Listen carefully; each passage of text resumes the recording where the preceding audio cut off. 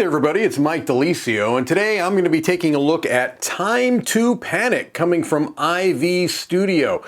Time to Panic is a cooperative, limited communication game where you are trying to get numbered cards in a correct sequence, all the while dealing with a number of panic events that mess things up in your timeline. Let's head over to the table, I'll show you how it plays, we'll come back here and I'll let you know what I think. To set up Time to Panic, you're going to take this deck of timeline cards. There are 36 of them, numbered from 1 to 36. You'll take a gap token, put it in the center of the play area. You put a face down card on either side of that gap token, and then on the left and right side of the timeline, you will put a face up card.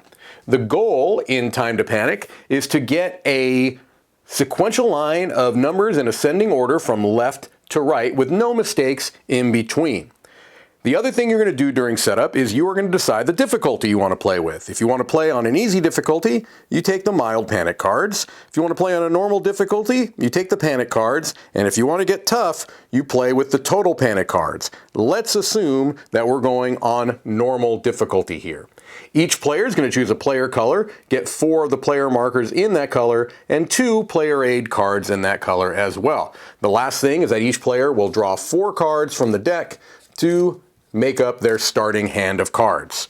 So, on your turn, you're going to go through this sequence. Number 1, you're going to play a card. Number 2, you'll perform the ability on that card. Number 3, you'll perform the ability of one adjacent card. And then, if the timeline draw pile is not empty, you draw a card to replenish your hand. And finally, to end your turn, you draw a panic card and resolve it. All right, so let's go through those steps. Let's see, the green player here, they're looking at their cards. When you look at cards, you're going to notice that there are numbers in the top left of each of the cards, and then also at the bottom, there are going to be powers on each of these cards. These are the powers that players are going to use to help manipulate and mitigate the timeline to get it to the way they want it in that sequential order. All right, so looking at these cards, maybe what they decide they want to do is they want to switch, all right? So the green player could play this switch card, which is step 1, play a card. When you play a card, you have a couple of different options. You can play it to the left side of the timeline, you could play it to the right side of the timeline, or you can replace any gaps in the timeline with that card, doing something like this, putting that token back. But in this case, what green player decides they're going to do is they're going to place this card here, which means that the second thing they're going to do is perform its ability, a switch. Well, luckily you have this player aid card that shows you what all of these powers do.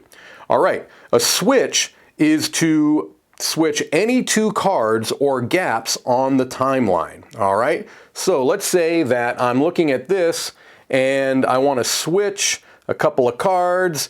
Let's say I want to switch this one with this one. All right, so I've switched those 2 cards now. Then the next thing I'm going to do is I'm going to do step 3, perform the ability of one adjacent card. Well, the card I played was this one. I did the switch, and so now I'm going to do a trade.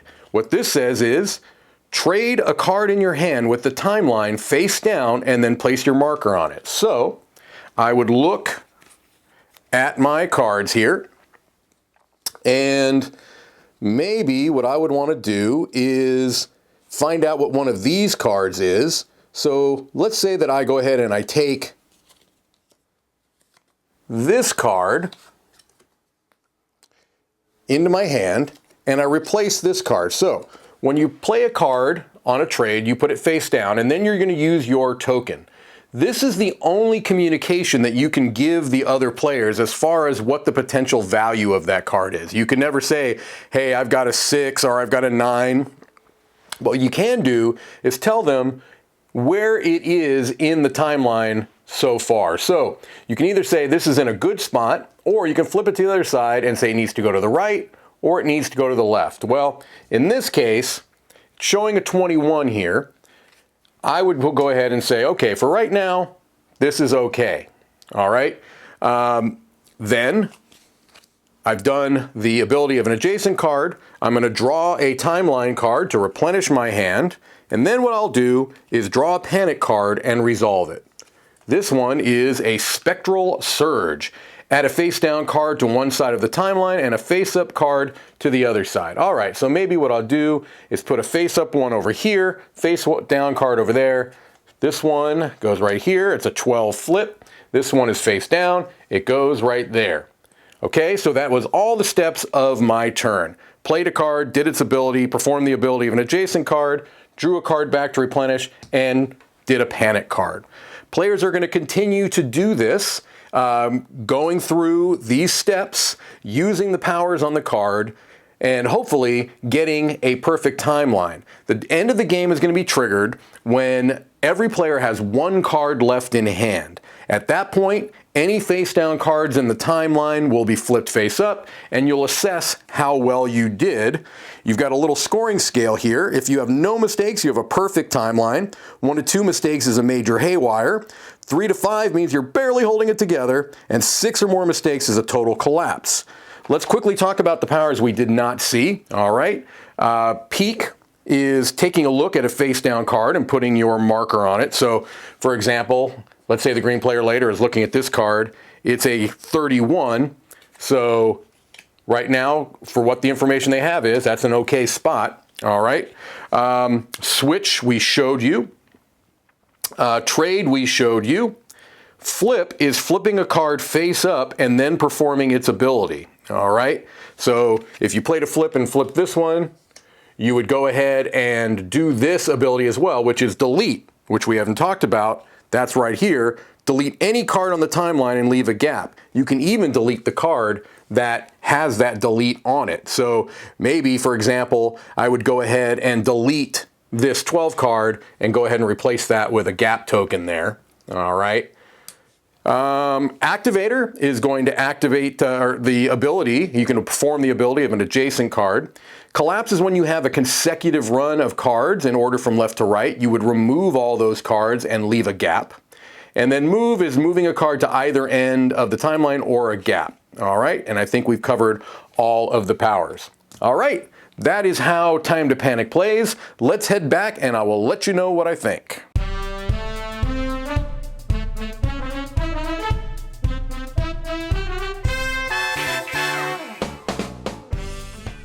All right, so there you have Time to Panic. As you can see from the overview, a very simple rule set, and I think that's to its credit because there have been a number of games that have some similarities to this, meaning cooperative games where you have limited communication. And I think when you have those constraints, you want to have a pretty basic rule set so that you can really just be concentrating on the actual puzzle at hand. And in this game, it is going to be where you or with players, you can play it solo or cooperative with multiple players, are trying to use the powers that are on these numbered cards to get them into the logical sequence you're looking for from lowest to highest, all the while dealing with some random cards that are going to throw a wrench into the works, random numbers coming up, and having to kind of all deal with those issues. The rules don't get in the way. The powers that are on the cards are relatively simple to understand. Move makes sense. Trade makes sense. Activate makes sense. Things along those lines. And so I think that what is good is that once you understand the basic concept of the game and get an idea for how those powers work, then you could really focus on that central puzzle.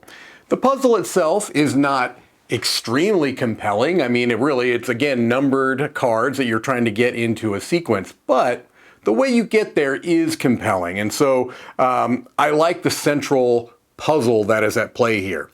The production of the game is very, very nice. I like this kind of abstract, I don't even know what you would call this type of art, but I'm going to call it abstract type of art. It carries through onto the actual cards themselves. I do like the look of these cards. I think that they are pretty striking. You know, they've got the kind of the foiling on the numbers, which I think is a nice touch to the game. Not necessary, but it's nice. The wooden screen printed pieces that you use for both the gap tokens and your player tokens to kind of show whether the card you placed is where it should be or needs to move. All good quality. And the rule book is concise, easy to understand, and teaches the game well. All of that is good.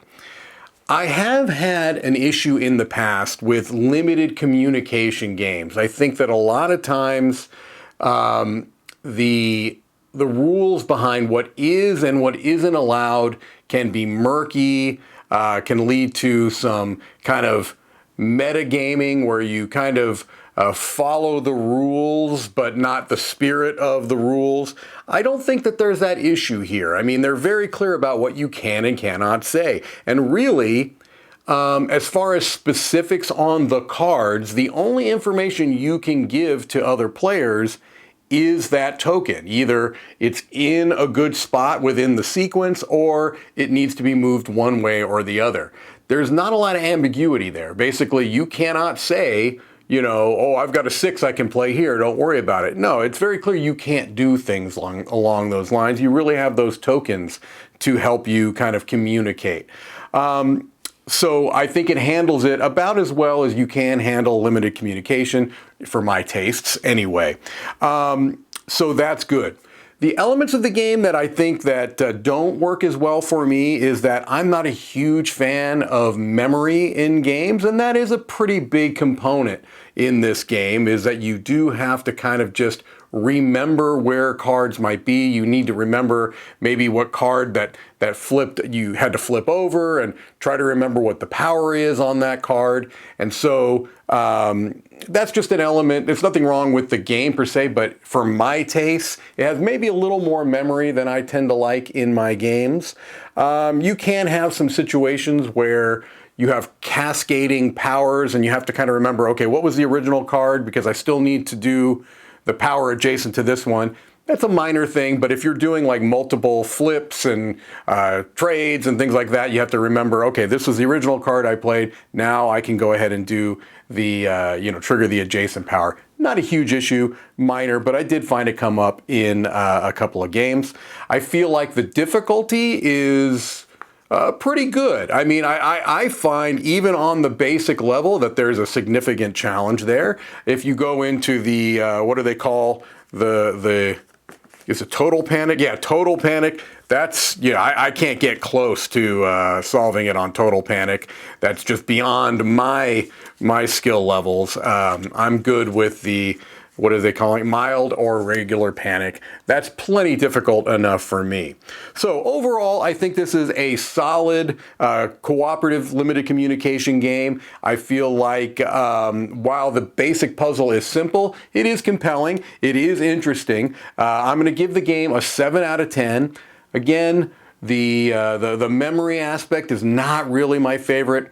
Limited communication is generally not my favorite, although I do think that they handle it well enough here that I still feel like this is a game I can easily recommend. So there you have it. That is Time to Panic. I'm Mike DiLisio, and I will see you on the next one.